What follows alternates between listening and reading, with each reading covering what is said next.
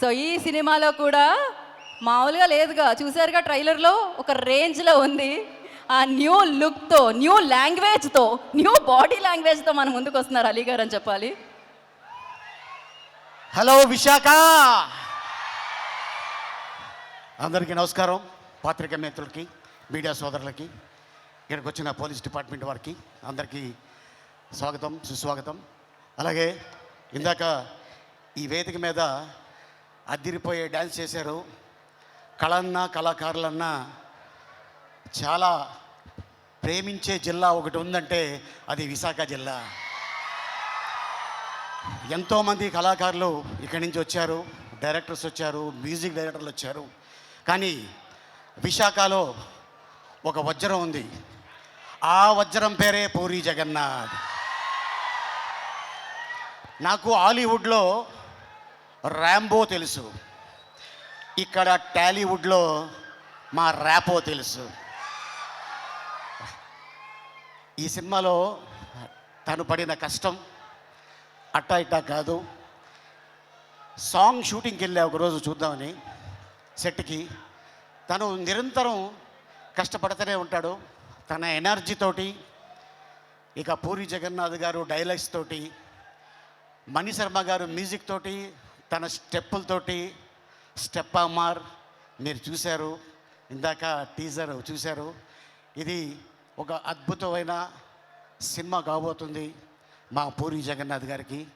మళ్ళీ పూరి ఎక్కడ తగ్గడో, కరెక్ట్గా ఒక ట్యాబ్లెట్ వేస్తాడు అంతే. ఆ ట్యాబ్లెటు రేపు 15వ తారీఖు రెడీగా ఉంది. సో మీరందరూ రెడీగా ఉండాలని, అలాగే పూరి ఫ్యాన్స్కి, రామ్ ఫ్యాన్స్కి. ఇందాక మరి పూరి జగన్నాథ్ గారు తీసిన సినిమాలో అవ్వచ్చు, మొదటి సినిమా బద్రి,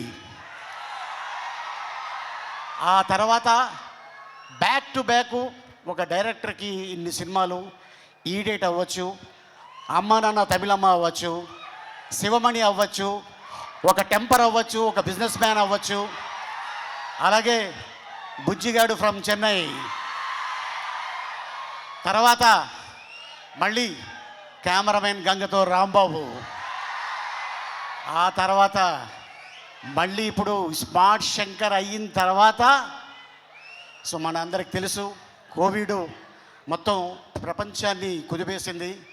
ఆ టైంలో లైగర్ సినిమా ఒక అద్భుతమైన చేయాలని చెప్పేసి అనుకొని ట్రై చేశారు. ఓకే, భగవంతుడు మనకి అవకాశం ఇవ్వలేదు. ప్రతి డైరెక్టర్కి, ప్రతి హీరోకి, ప్రతి నిర్మాతకి, ప్రతి బ్యానర్కి ఒక హిట్ ఫ్లాప్ ఉంటుంది. ఏ డైరెక్టర్ అయినా, ఏ నిర్మాత అయినా ఫ్లాపు తీయాలనుకోరు, హిట్ తీయాలి అనుకుంటారు. ఎందుకంటే జనాల్ని మెప్పించాలి, హిట్ కొట్టాలి అని ఆ ఉద్దేశంతో ఒక పాయింట్ని తీసుకొని సినిమా చేయడం జరుగుతుంది. మళ్ళీ ఇప్పుడు ఈ ఆగస్టు 15th రాబోయే సినిమా డబుల్ స్మార్ట్ శంకర్. ఇక మా ర్యాపో థియేటర్కి పట్టిన తుప్పిని వదిలిపెట్టడానికి 15వ తారీఖు వస్తున్నాడు.